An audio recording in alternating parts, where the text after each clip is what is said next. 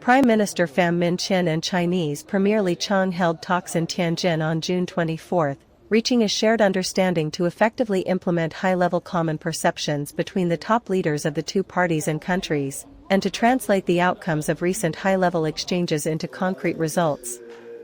The meeting took place on the sidelines of the 16th annual meeting of the new champions of the World Economic Forum, during Prime Minister Chin's working visit to China.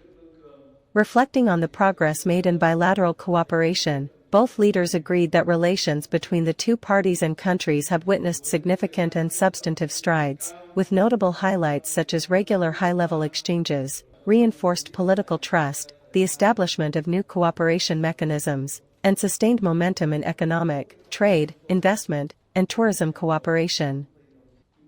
Prime Minister Chin proposed that both sides further promote the key role of security and defense cooperation in the overall bilateral relationship, improve the quality and effectiveness of practical cooperation across various fields, and maintain regular operations of the intergovernmental working groups on land-based infrastructure, monetary issues, and maritime cooperation, as well as the joint committees on economic trade and scientific technological cooperation.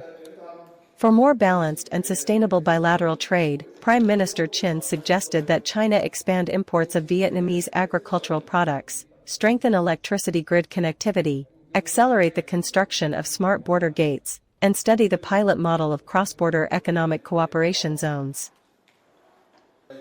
For his part, Premier Li Qiang expressed his hope that both countries will successfully organize the 17th meeting of the China-Vietnam Steering Committee for Bilateral Cooperation, as well as the strategic dialogue mechanism among the Ministries of Foreign Affairs, Public Security, and National Defense. Li proposed the early organization of the first meeting of the Joint Committee on Railway Cooperation, accelerating feasibility studies, and adopting the best possible plan for implementation, ensuring scientific integrity, safety, and compliance with standards.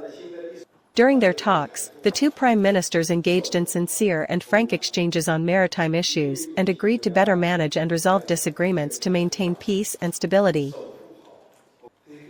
Prime Minister Chin proposed that both sides strictly implement high-level common perceptions and the agreement on basic principles guiding the settlement of maritime issues between Vietnam and China.